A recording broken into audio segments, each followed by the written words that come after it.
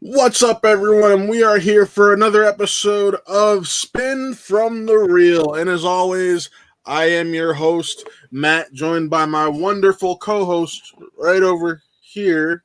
There it is. I got to figure out how to do it. This camera placement. There we go. The personality himself, Chris Lopez. Oh man, I'm never on this side of the screen. Like never. So it's weird already. Like the setup's weird. I feel like I'm in a whole new spot every time I do something with Who Are They. But no, man, we got a jam-packed program. Yeah, that we got to try to condense too. Before we start, I want to know how you feeling, man? Because we just had two matches, back-to-back matches, and we've been getting a lot of Schmoedown. So are you okay? Yeah, right? It's getting hard to keep up on it. Like I remember in my first intro, I'm like, yeah, I don't miss a match, this, that, and the other. I've missed my first match in like a year this week. Like you didn't watch it live, or you just didn't see it? I haven't gotten to see it. I checked to see who won, but I haven't gotten to watch it yet. Gotcha. Who'd you miss, if I may ask? Preston versus Zip. Oh, okay, yeah. I prioritized Sabrina today. Nah, and I mean I get it. There's a lot of hype behind the Sabrina match because obviously the I don't want to say like the insecurity. That's not the word I'm looking for. We weren't sure. We were unsure if Sabrina was going to participate in the tournament in general. So the fact that she got in, yeah, and she played Vinny Mancuso, the Ice Pick. Kick-ass nickname, the Ice Pick. We won't go into spoilers for this match because it is just dropped literally 2 hours ago. Brand new. So yeah, we'll talk about that. We'll talk about that match briefly a little bit later. But last Wednesday, that's when we were surprised by one swag drip by one Winston Marshall. So shout out to Winston Marshall again, the manager of Swag, kick-ass faction. He joined us on the show for about like 20-some minutes, and it was fantastic. That was the longest show that I think we'd ever done on Spin from the Reel. Yes, and half hour. I still got to laugh because that was literally right when we were about to close. You just hear the pop and look down, and you're like, "Oh, yeah." I was trailing. I'm like, "Yo, like how 2 hours straight Schmoedown." I'm like, "Okay." Like, we can't wait any longer. Yeah, we tried pushing it until he just to give him enough time to make it. Next thing we know, let's give up. Oh, never mind. Yeah, and I mean, shout out to Winston. He came on, said what's up, and hopefully we can get him on again soon. Yeah. So, but we'll talk about that later. But we had a match Thursday, the next day, after we had Winston on, and I believe, if I'm not mistaken, it was Marisol McKee and Bonnie Somerville. Yes, it was. Yes, it was. And like we said, we have a lot to go through in such a short amount of time. So we're not going to go too in-depth into this match. But the one thing I want to start with is who the hell is Marisol McKee, and where does she come from? Families know that. Because of my gosh, what a showing. What a showing against a Bonnie Somerville who had a chip on her shoulder. Bonnie Somerville who showed up. That's the more important thing. She showed up. Dropped a crisp 17 points. And she took Marisol to the wire. Like, I was surprised at the outcome. I was shocked at how much fun I had watching this match. And as someone who doesn't really keep up with the fan leagues at all, so this is my first exposure to Marisol. She went perfect in the first round. And I like to play along with these matches from time to time. And that one I decided to do it with. And I'm going through each question, and I'm like, she hasn't missed yet. And you have. I missed the one. I was pissed. But she was nailing all the questions. I'm like, oh my God, like that's unprecedented. Huh? Because the winner of that has to play Paul Oyama. Yep.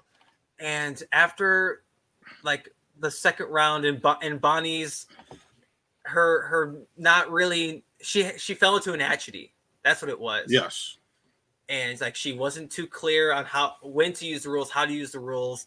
And I'm not going to put all the blame on Ken as the manager, but she seemed a little off. She showed up. She had a great showing, better than her showing against Sheridan earlier this year.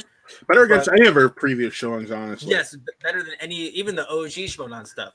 But I'm still like, like something's wrong. Is she okay? Like I couldn't stop thinking about that the whole time. Like something feels up. Like is she drunk? Has she been drinking a little bit before the Right. match started? She said she was, admittedly. So at the end of the day, Marisol McKee took out Bonnie Somerville.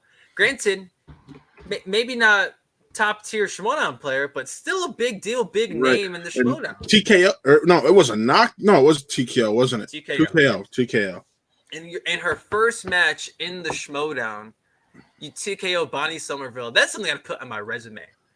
I'd put Chris Anthony Lopez, TKO Bonnie Somerville, the movie Schmoedown. That's nuts. That's absolutely insane.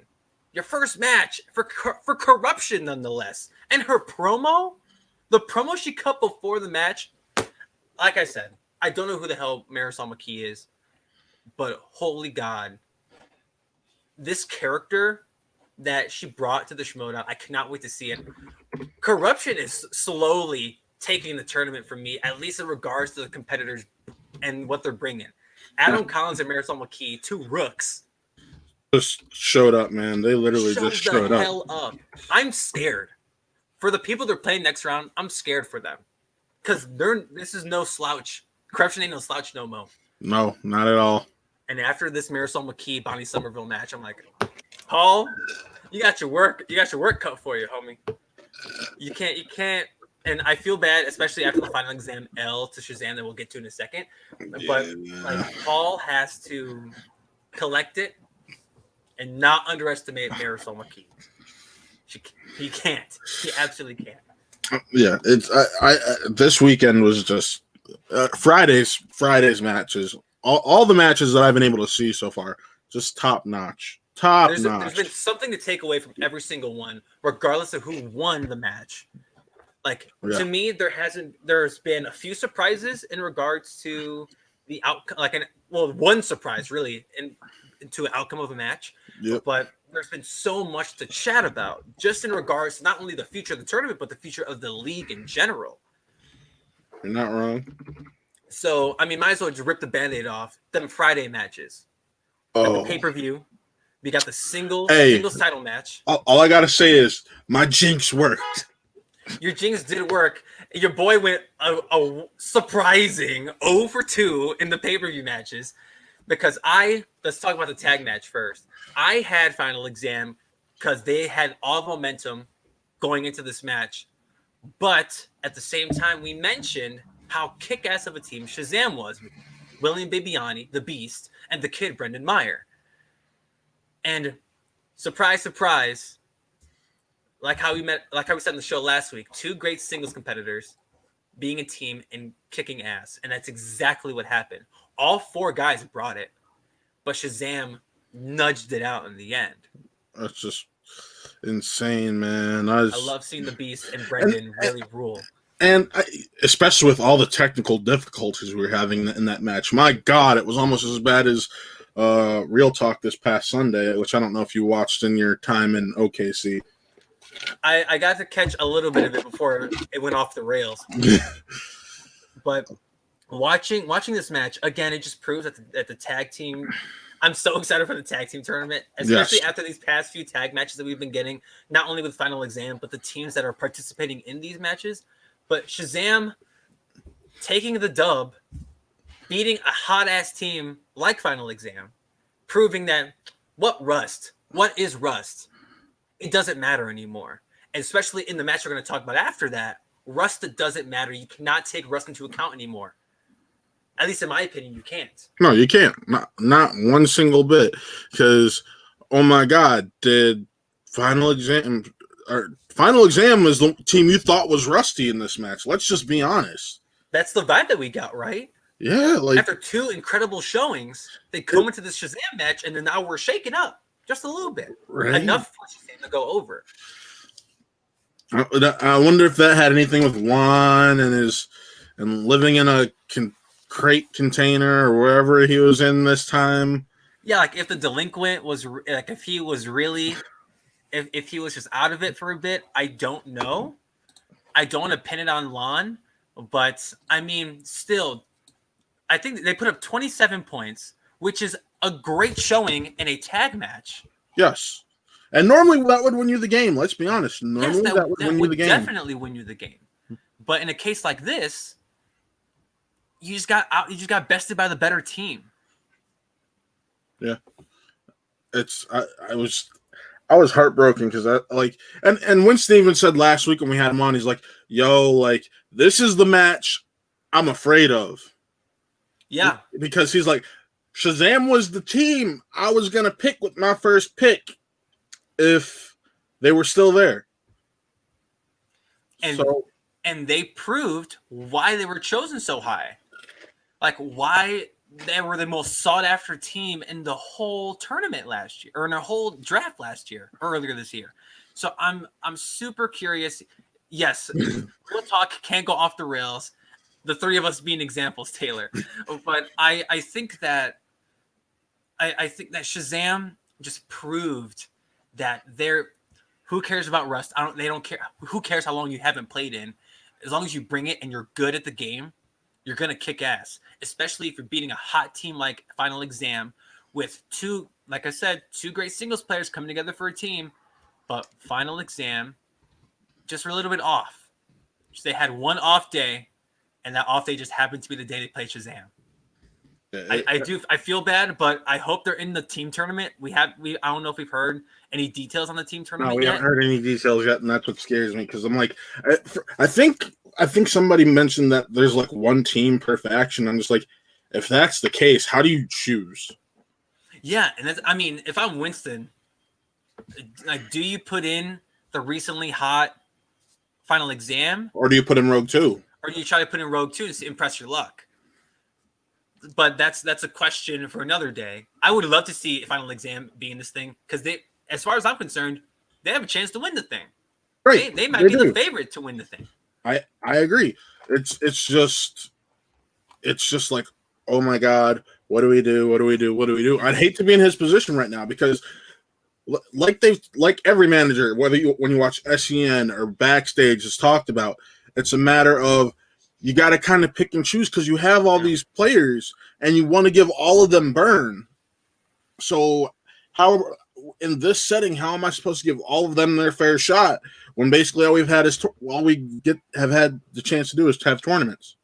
And that's why Ben Goddard was excluded from the singles tournament, not because he wasn't good enough, because we know Ben's good enough to be. Ben's a team first player. He even said, he's like, I was offered the spot. He's like, no, give it to our guy who wants to play and hasn't had the chance. Yeah, like, give it to Rachel, and I'll be in the Inner Geekdom tournament. Bam, simple as that. Granted, Ben didn't do his best, or he had some tough competition in the Inner Geekdom tournament, but spread the wealth. I totally get it. But does Winston do this with Swag? Especially if it is one team per faction. Like we said, we don't know all the details of the team's tournament. Things could change. We'll wait for Christian to announce them properly, whether it's on SCN or something. But those details got to be coming soon, right? Especially with the singles tournament just hitting the ground running. I assume so. But after this team's match, if Final Exam is in the team's tournament, I expect them to be. If they're not the favorites, they're definitely one of the favorites. Oh yeah, they should be. Well, here, I'll say whoever doesn't win the number one contenders match this Friday, if the loser of the championship doesn't play, whoever doesn't win the presumably whoever wins this Friday, they won't be in the team's tournament. Presumably, yeah, the two teams that win this Friday. That's probably fair to say. Yeah. Well, yes, the two teams that don't win this Friday. But I think the loser of either of those matches, depending on who wins, and we'll get into that in a little bit. I think they could arguably be your number one seed. Either any of those four teams who are playing, if they end up in that tournament, they got to be your number one seed. Because we got Shazam. So Shazam beat Final Exam. Now they're playing Who's the Boss on Friday in the undercard. Yes. Which, what the hell? I know your tag titles in the main event, but damn. Like, we really have two tag matches. I'm hype. I'm so amped. And then you have the Founding Fathers v. Corruption in a rematch, but this time's for the belts. So let's go ahead And I can't wait to see how Friday pans out. I really can't wait. But before we get there, Dan Murrell had a match this past Friday before his stuff with Founding Fathers against Ethan Erwin, and The rubber match of it all. Oh my! Okay, Matt, you got to see this match live. You had to watch it on a replay. Yeah, you had to watch it on a replay. I want your POV as you're watching the match live. What were you thinking?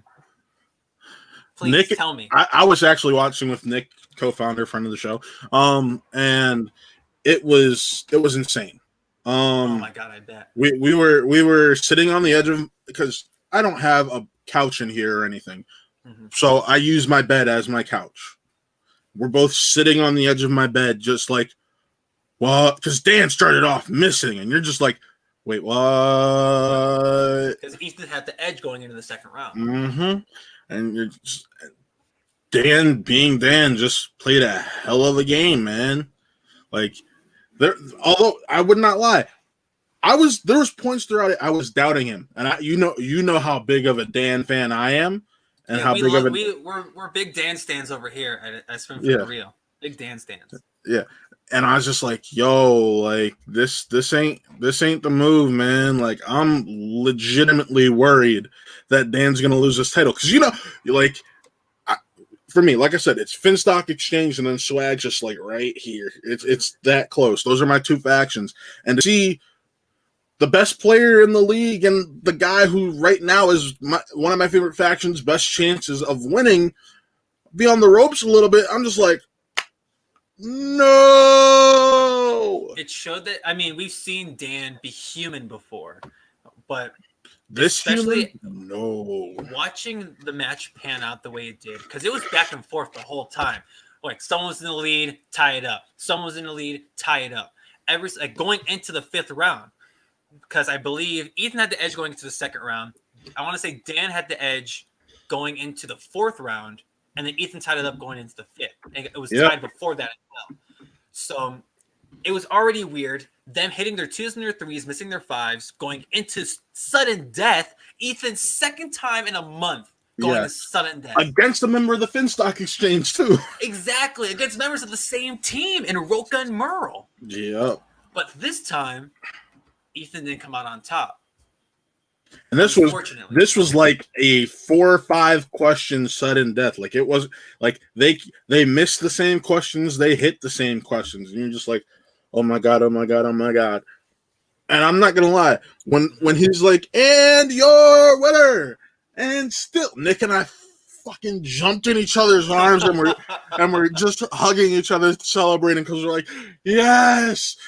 And like I laughed because going back to the lawn match, Ellis made a joke about uncut gems, and Lon's just like, "What? You're gonna kill us at the end of this after we win?"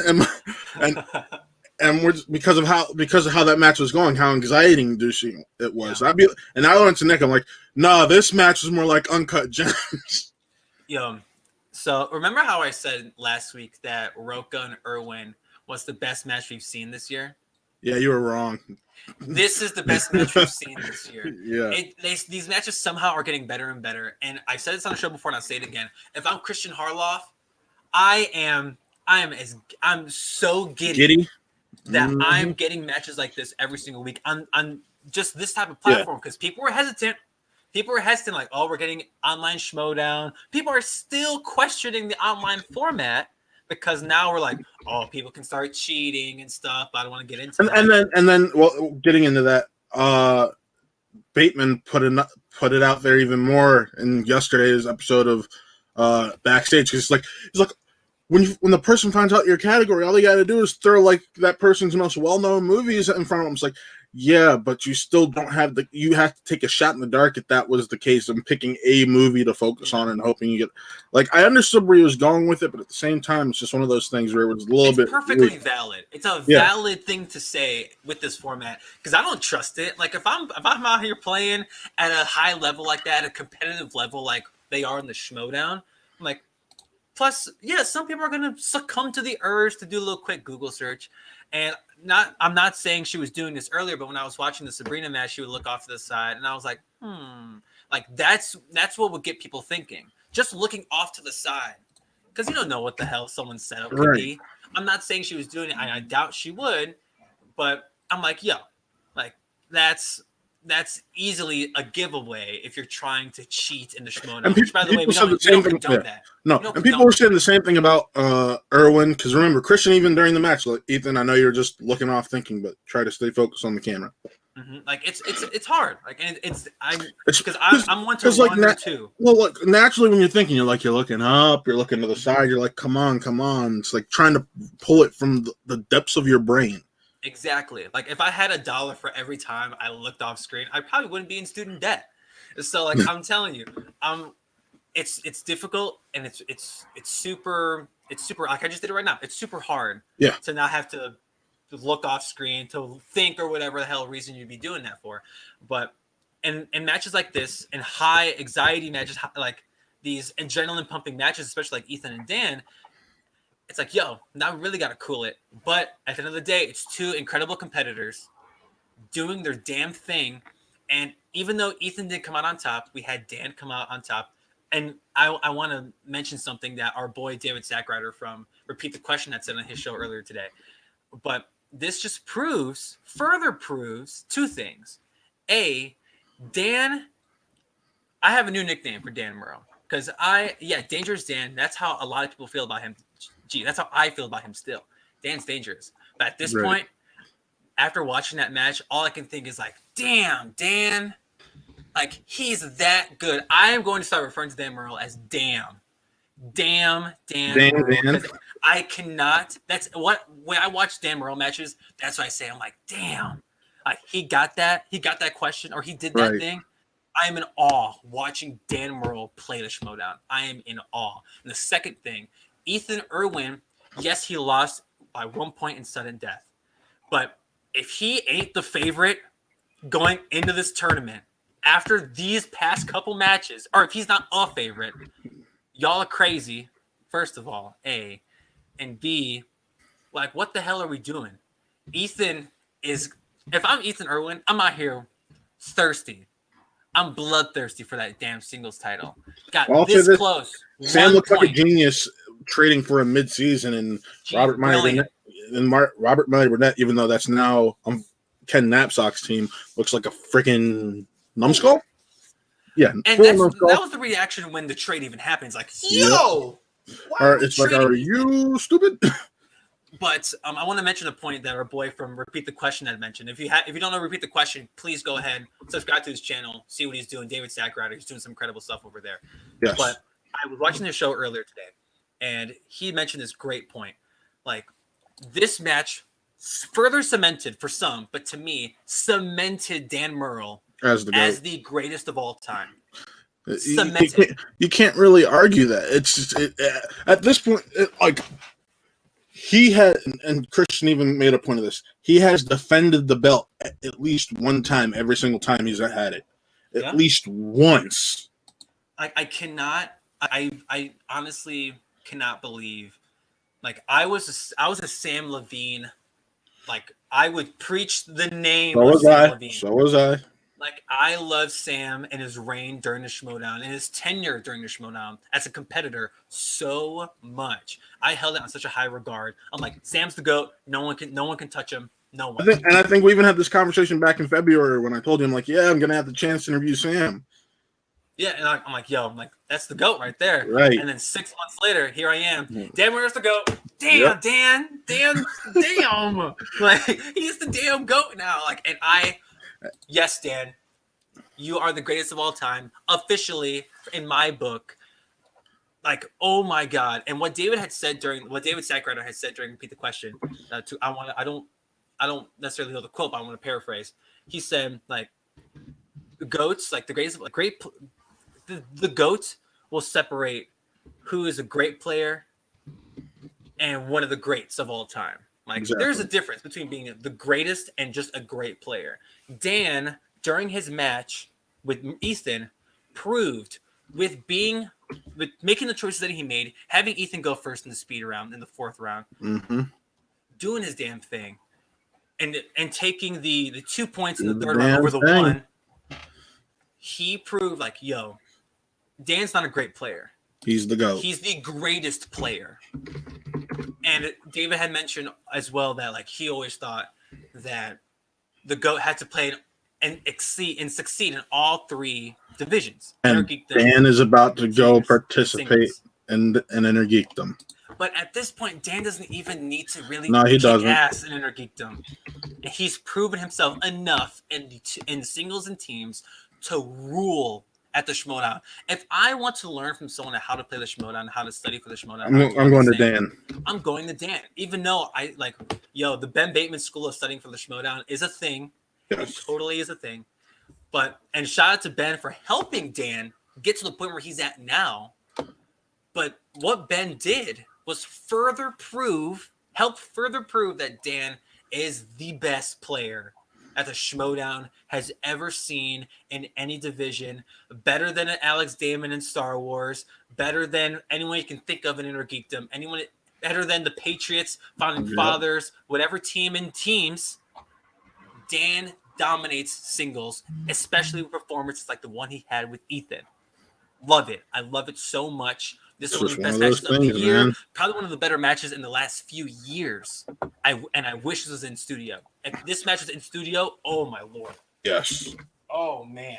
I wouldn't be able to handle the pressure that they had to go through. So shout out to them. What a kick-ass pay-per-view. I will say that these I'm kind of glad we're getting these matches because there are some of these matches I feel like we wouldn't be able to see live and feel that amount of pressure if it weren't for the fact that it's through StreamYard. So just want to put that out there personally. And shout out to everyone that got to see that match happen live the first time. Yes, because that must have been nuts. Yeah, I messaged you. I sent you our link because we are we for this channel we are a patron, and he and I got to share the link just because it makes life easier. But I'm talking about the live event. Oh no, but what I'm saying is that like being there in that atmosphere. Being in the room, I would have loved to be in the room where it happens between Dan and Ethan, because that is nuts. Just the two of the best players of all time. Yeah, damn it, be the GOAT. But damn it, is Ethan a great player as well? Yes. And he proved that. Any Ethan doubters, because there probably were some. Especially this year, because a lot of people have even said, even on backstage, Gucci was counting him out. Ben was counting him out. Then has gone on record saying, I don't really study. Yeah, and it's like, what? On what earth do you not study and perform the way you've been performing the last few weeks? Especially against the likes of Roca and Dan. And he just knows question. It. One point question in the each time. And the freaking sudden death. I don't get it. I will never understand it. But damn, Dan. Damn. I can't good on you, man. But now that's just one hump he has to go over. Now he has to go over the second one this weekend, but we'll talk about that towards the end of the program. But what a way to jump into this week's show or this week's matches. This week's matches were just wow. And on Monday, it started off with Lon Harris and Sabina Graves. And Lon did what we expected Lon to do. Lon put in work. That's what he did. He put in the dominated. Work. And he's going to go on to face the winner of Roca and Adam Collins. And it's just like, yo, like, okay, I see how it is. Good job. I'm starting to love the top left of this bracket. Yeah. I really am. Because I told y'all. We still got Matt Atchedian and Draco, Brendan Meyer and Duralde. It's just like, and how crazy would it be if Matt Atchedy and Duralde both win, and then we see the Paddington 2 have a rivalry match? I don't think it'll happen, but I think that if we were to see, to me, if Atchedy beats and Draco, that's an upset that I think a lot of people are not expecting, especially with how Actually, has been known to play. And Duralde and Meyer, after this teams match, granted, I can't begin on my high horse for these people anymore because people can be hot and still miss and still have their off days. And Meyer won't have Bibiani with him. So I would love Meyer was definitely the weaker of the two out of last week's match. Like, I want to see these matches so bad that I can't wait. But first of all, Lon did the work. I feel so bad for Sabina because she's been out of the game for a while. And she had to be put against Lon right away. Like, talk about, like, I know we said rust doesn't matter, but there's a difference between rust and just being away from the game. Yeah. Like, she's been gone for a long. I can't remember over a year. It's been over a year. We know that. Yeah, for sure. I can't tell you her last match, but I felt so bad, and I hope she does come back because she's good. She's been proven to be good at the Schmoedown. But she's just one of those players who's up down a roller coaster, and like Lon's been killing it in the last month. Yeah, and the kid showed, and this is a perfect example in the teams match. The kid showed Russ is a real thing because that first round he was missing some of the easiest questions and he was apologizing for it. Bibbs is like calling it on. No, don't worry, it's fine. You don't have to apologize. And that's the difference between, oh yeah, I knew it was right there. It's just been a while, and Sabina, who it had really been a while, and I was wishing her the best. I wanted to see a great match. I saw Alon knockout. Like, it wasn't even a TKO. That was a full Lon knockout, and Lon earned it. And if I remember correctly, I'm gonna have to pull up the standings. I think that might have put Swag back in first. These next couple of weeks are going to be crazy for the faction standings because points are being thrown left and right every day. Like, the only days we get off from no points being exchanged are Saturdays and Sundays. Those are the only days we get to breathe. We get 48 hours to breathe, and then we're right back at it on Monday. Yeah. So I would love to see faction standings at the end of each week. Okay, so the faction standing isn't update. My guess is they update them at the end of each week because Winston, it shows his last two were a loss, but Sabina and Lon was on Friday, or it was on Monday, and that was a win. So if going based off of the points here, Winston would have got 3 because it's the tournament, 3 points, and then another point because it was a knockout. So 4 points. So that would put him at 35, which is more than the exchanges and corruptions 32. So is that after? Oh, because you said they updated it to the week, so including that's my guess because corruption's last one is a win. So and that was last week, and the Finstock's exchange's last one was a win, and that was last Friday as well. So. But either way, these points are going to be all over the place, and we really won't be able to breathe with faction standing points until later in the tournament. So we're probably going to wait till the end of the month to even get a real idea about how things are going to pan out. Exactly, and especially with these pay-per-views coming up, and like because we got these double tag ones this Friday. We have the stupid crazy. To me, double main event, the truest. Wait, and we haven't even talked about this. The Finstock exchange, if they win both matches, that's a big amount of points in a single night right there. Mm-hmm. Like how Swag took the dubs to Final Exam and Shane Drew. It could be the same thing for Finstock exchange this because let's see, that's a total of it's a title match, so that's 4 points, right? 4 points for a win for a title, or 3 points for a win. I want to say so. Don't quote me. I think it's 3 for a win, an extra point for a knockout. So I'm going to say, so he's got a chance to get 5 points on Friday, at least with 2 wins. It seems like, and we have no idea if from what I'm gathering, because Corruption as a team hasn't played in the teams division in a hot second, but Shazam and Who's the Boss, like Who's the Boss hasn't. Let's stop. Right, they haven't played in a hot second either. But they also have Ben, and they're currently attending, and they're top scholars at the Ben Bateman School of Schmoedown studying. So I can't really say like rust is going to be a factor. Yeah. Maybe adjusting to the online thing may be a thing, and because we've talked about Ben's frustrations with it, or potential frustrations with it in the last couple of weeks on Backstage. But that's something that we'll have to hear about, especially post-match. So next week's Backstage is going to be really interesting. Yeah. from Ben Bateman's point of view, regardless win or lose this weekend.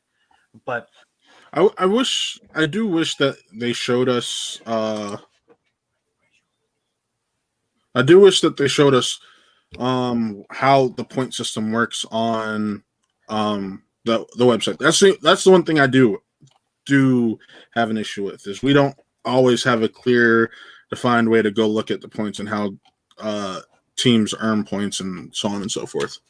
And we'll probably just have to, find it somewhere on Christian Harloff's social media, because he's shared it multiple times. So I'm not too worried about because the points thing, like I said, so many points are being thrown around every single day, besides Saturday and Sunday. So the standings could change every single day. I don't expect them to update it every day, because that's a lot of what's going on. These teams could change standings every single day. I'm not too worried about it. Just get this, especially once you get to like the Sweet 16, the Elite 8, then I'll be like, okay, now let's see what's going on, at least in regards to the singles tournament. But this past Monday with Lon, what a dominant performance. Knockouts, we don't see them too often, but when we do, they're pretty damn impressive. Yeah. And yes, Sabina hasn't been around in a while, but it's still impressive nonetheless. Well, because Lon was stealing. Like, if it were a knockout and Lon wasn't stealing her points, it wouldn't have been as impressive. It's the fact that he stole her points along the way.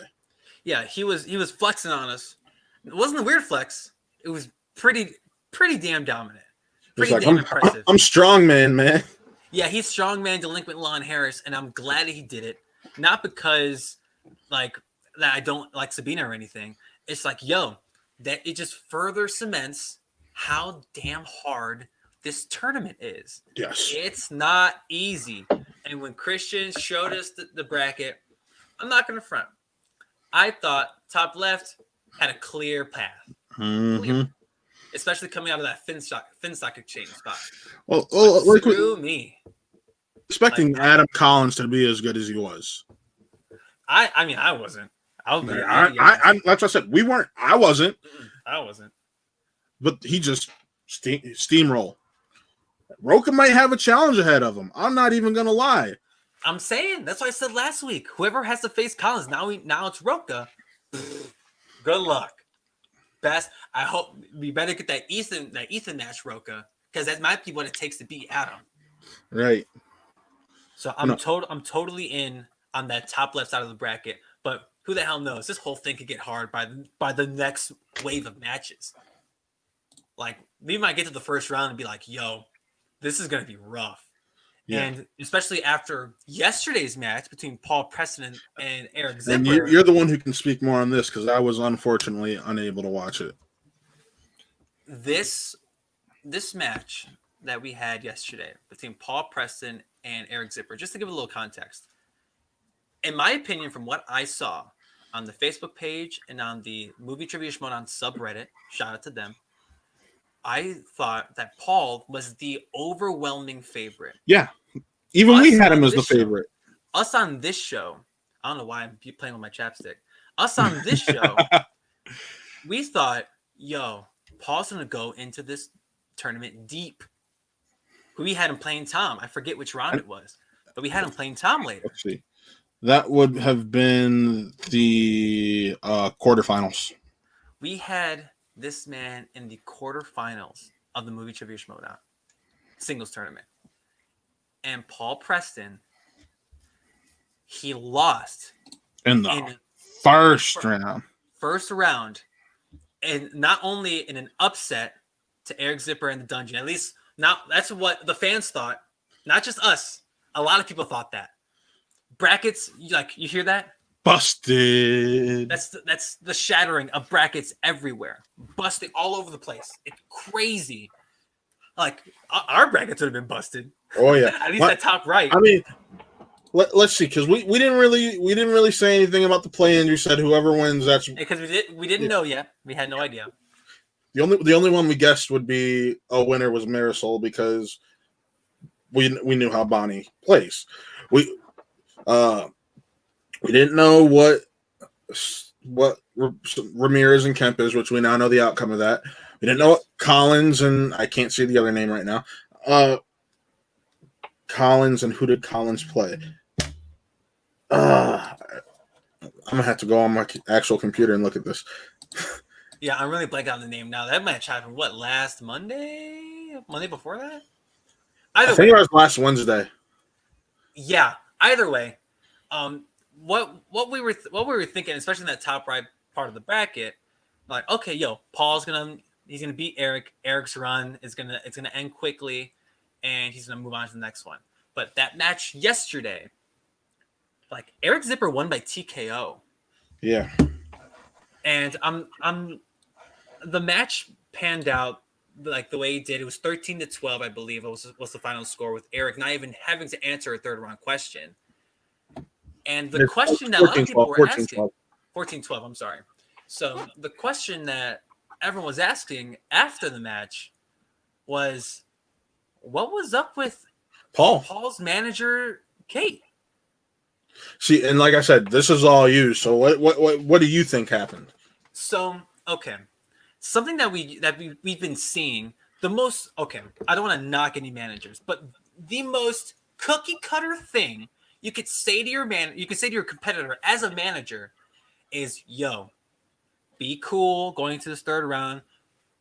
It wasn't that big of a gap. No, it was a 2-point gap. 2-point gap. Just answer your first question.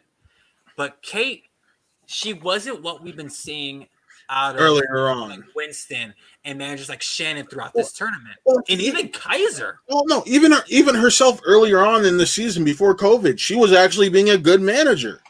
Yeah, like, I don't know what was going on the Den side, but I was surprised not only of Paul's performance. Maybe he just wasn't ready for it. He wasn't ready for Eric, or the questions were hard.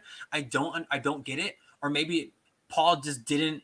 He needed his manager, a la Oroka needing Dagnino the way he did. But I was thinking, like, I'm not putting this all on Paul. I'm partially putting this on Kate too. And like you said, Kate's been known to be a somewhat decent manager this year. Yeah, and that's what's been shocking to me. It's just that's not what I got yesterday. It's not what I saw. Like, I wasn't seeing the Kate of old. She hasn't seemed as confident in herself. Because I'm gonna go back to the faction standings.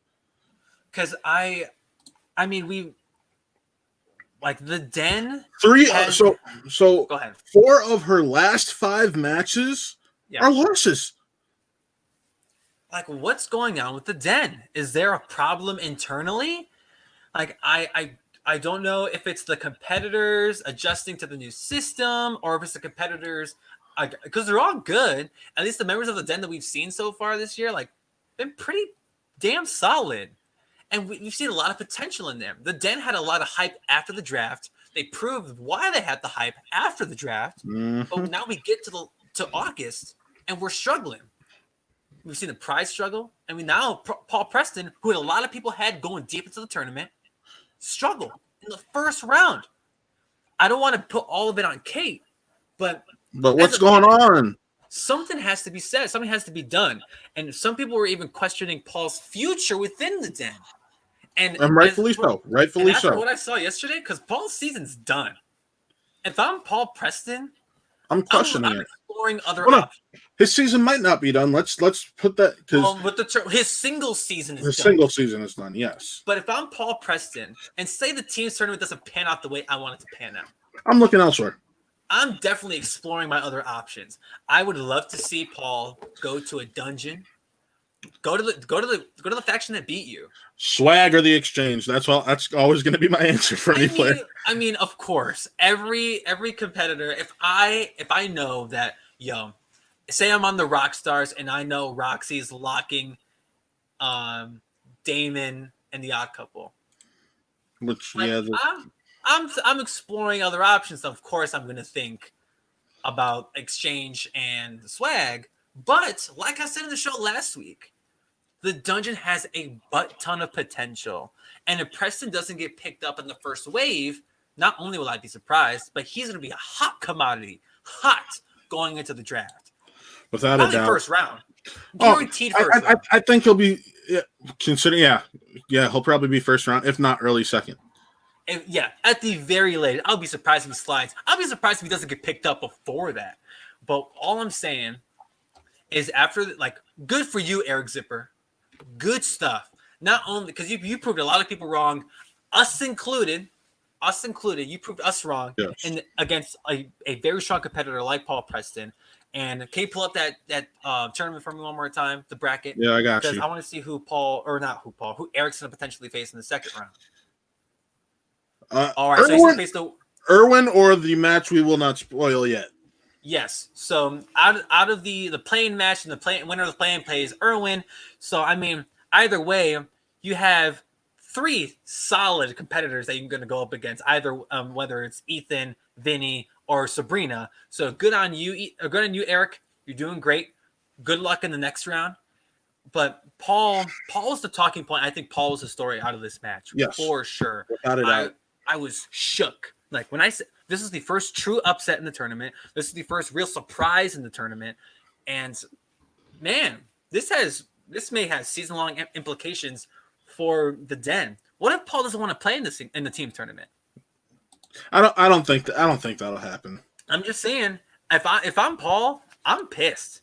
Like I'm upset at my manager. But then again, I don't know the relationship Paul has with Kate, so I can't comment. But if I'm Paul Preston, or let me rephrase, if I'm in Paul Preston's position as Chris Anthony Lopez, I'm upset at the very least, especially not only with my performance, but with I need that extra push from my manager, and I didn't get it.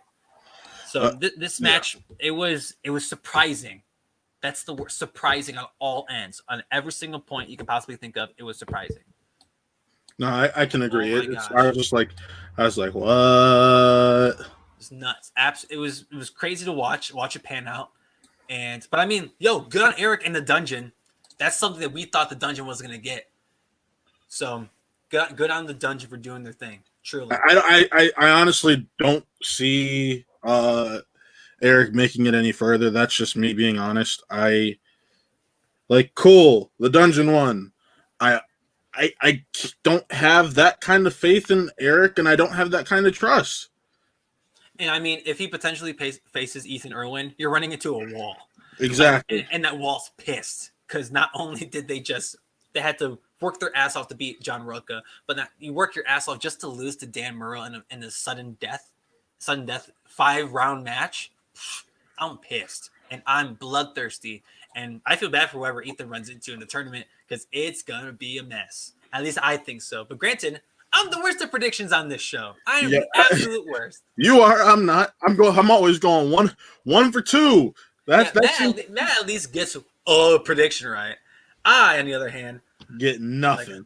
I got final exam a couple weeks ago against the Pride, but this past weekend, if that proves anything, big goose egg on the personalities part. So we'll see, and we'll do predictions for this weekend as well. We'll see how that goes. All right, now let's get into this weekend because this is gonna be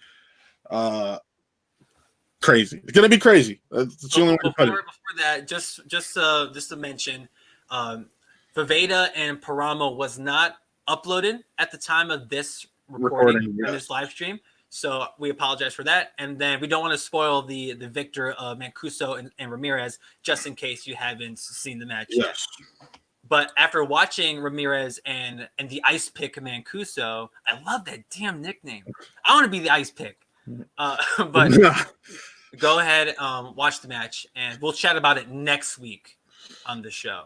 So we'll talk about Spicy the Ice Pick and Hurricane V, the Whiskey Man, Jim Viveda. But no, this weekend we got 2 tag team matches, Matt. Do you have one that you're looking forward to the most, especially after watching Shazam this past week?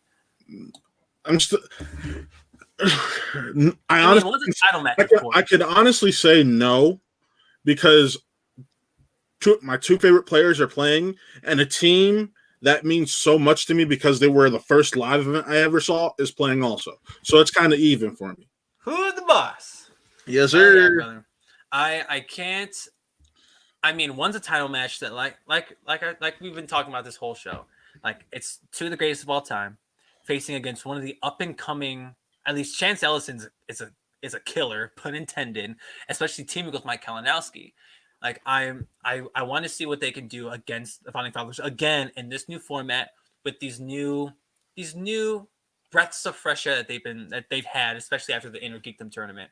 And I want to know if they're still feeling that high from Inner Geekdom going into teams. But like you said, it's who's the boss, man. That Chicago Live event. If I wasn't a Who's the Boss stan then, I definitely was last April. Yes. So I cannot tell you enough how excited I am to see who's the boss again, especially play a team that's pretty damn good in Shazam. I can't pick one. I'm equally excited for both. That's why I mentioned it's a double main event to me. Yes. Because you could put Who's the Boss in Shazam after the title match, and I still be amped going into the other one. So this weekend kicks off what to me is a true double main event going into next week's true double main event. Yes, one may be billed higher than the other, but my God, these next 4 matches that we will be getting on pay-per-view are going to rule for drastically different reasons. Well, no. So next week's matches are not pay-per-view. That is a free public match. Well, it's a pay-per-view level. Yes. It's a pay-per-view and like it has that same energy to it. It's freaking Chris Jericho, Le Champion of All Elite Wrestling. Which Kevin Smith was on this week of SCN, and I just was losing it. Like that was the best interview I've ever listened to. It was a great 2 hours of Kevin Smith. Just I tweeted it yesterday. Like I can listen to Kevin Smith talk all day. Yes. And as someone who can also talk all day, if this program hasn't proved it already, I love Kevin Smith. But Kevin Smith, who is an icon in geek culture, against Le Champion of All Elite Wrestling, Chris Jericho. I'm stoked for that. And then the Action Civil War 2. Yes, Action Civil War 2. Andrew Guy. That's going to be awesome as well. And my anticipation for that has been crazy. So what? But we'll talk about that more next week, especially with it being with it being next Friday. But what we're getting this weekend will change what will happen in the team tournament. Both of the outcomes of the match. Without a doubt. And we have no idea what the hell's even happening with the team tournament. Jeez. Really, we might be getting 2 out of the 4 teams competing this week in the teams tournament, joining the likes of strong teams already like Final Exam and the Pride. Yes. So what the hell? Like, how does one even begin to unpack this match or unpack these matches? I don't know, man. I really don't know. I think we've definitely done it enough, but just to start, and we've been doing predictions the past couple weeks. Might as well do them again. Let's start with who's the boss and Shazam. Who's the boss? Shazam. Let's be fair for a second and at least talk about Shazam. I know where we're both leaning, but let's be real. Shazam coming off this win against Final Exam. To some people that thought they were going to go all the way and beat the Founding Fathers. So it's no slouch. They're no slouches. Shazam, like you said, Brendan Meyer might not have been on this game, but the Bibbs definitely brought it out of him and brought what he needed out of him. And Bibbs, come on, it's William Bibbiani, one of the best Schmoedown players of all time. His accolades don't back it up, but holy God, he's a one-time champion. That's all that matters. But that's all that matters, and he is one of the best personalities in the whole Schmoedown, and I love him for it. And they're going against who's the boss. To some, Mark Riley's on Mount Rushmore, and I think by the end of his run, Ben Bateman will be on Mount Rushmore. Ben Bateman and Mark Riley, who's the boss against Shazam? Matt, let me ask you formally, who do you think is going to win this match? Who's the boss? Give me a points margin. What? Don't give me points by team. Give me like how. It's going to come down to 2 points. 2 points, a 2-point mark. So we're going to see a repeat of Final Exam and Shazam. Yeah. Oh gosh, I would not be surprised if this match went into sudden death. Honestly, I'm gonna pick who's the boss. I love who's the boss. Ben Bateman's probably my favorite player right now to watch. He is. I've said it multiple times on the show. people have to go to the Ben Bateman School of Schmoedown studying just to keep up with what's going on in the league right now. So the headmaster at that same school is one half of a team with another guy who's arguably on Mount Rushmore due to his accolades in this tournament. At the end of the year, he has an award named after him. So I'm going to pick Who's the Boss, but it's going to be damn close. I want to say it's down to 1 point. And if I had to take it a step further, it might go to sudden death. Okay. I love some sudden death in the Schmoedown. And we've been getting a lot of it lately, so. Yes, so I'm expecting more of the same.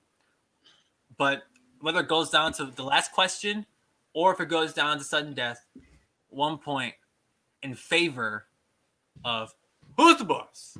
But no bias here, of course. No bias. No bias? No bias? No bias. Gotta stay fair. Because I do love Bibbs, and Brendan Meyer is freaking awesome at the Schmoedown, and them as a team are killer, as proven by this past Friday. But I'm picking Who's the Boss. Trying to be fair. Like, man, Ben's out here training the champ. Like, man. I halfway credit Ben with Dan's performance this past week. Like, and that makes sense, honestly. I can't take that away from you. It's just like Ben's just so good. He's one of the best studiers that you can have. Yep. So I'm not going to take anything away from him. But I know we said we got to cut this episode short, and we did cover both. We got to cover this titles match real quick. So let's do it. Okay, so we got the team title match between the challengers, Corruption, Mike Kalinowski and Chance Ellison, coming off of the Inner Geekdom tournament against two guys who just recently competed in sudden death matches. One came out on top, one didn't. And that's the Founding Fathers, Dan Murrell and John Roca. Matt Thomas, I pose the question to you now. Who you got? And give me the points margin for shits and giggles. 5-point margin. I'm going Founding Fathers. Woo! Okay. Both Mike and Chance are coming off of Inner Geekdom. They competed against each other in the damn final. And that was a 3-point margin in favor of Chance, obviously. And the Founding Fathers had put up two of the best matches this year. Yes. And with that being said, that has to be my motivation to picking them for this weekend. Exactly. Like they've put up two of the best let's be honest. 3 of the best performances. You got to go back to Atlanta too. Yeah. What these two men have done this year in the Schmoedown. Because we've been saying how this year sets the standard for the Schmoedown as a whole. I know we haven't had too much in the studio stuff, but not only has Dan Murrell solidified himself as probably the greatest player and champion the Schmoedown's ever seen this year. John Roca, a man that is only the team's champ, one half of the team champs, he went up against Ethan Erwin, and they put on a stellar performance, probably the best performance of either one of their careers, and he took an L. Mm-hmm. If anyone else had a game like Roca, they would come out on top handily. Exactly. But Roca just got the short end of the stick against another great player. But with Murrell and Roca, if they bring that same energy they brought to their singles matches last couple weeks, this might not be good. This might not be a great match for Corruption. Here's my other thing. Corruption has been so focused on that IG tourney. Yeah. I get that they've had a couple weeks, but literally you have Roca and Dan who are just like, yeah, we don't have to worry about IG tourneys. We can just focus on the singles and teams. Because studying for that's virtually the exact same thing. And Christian has come out and said how the round 4 of teams will work.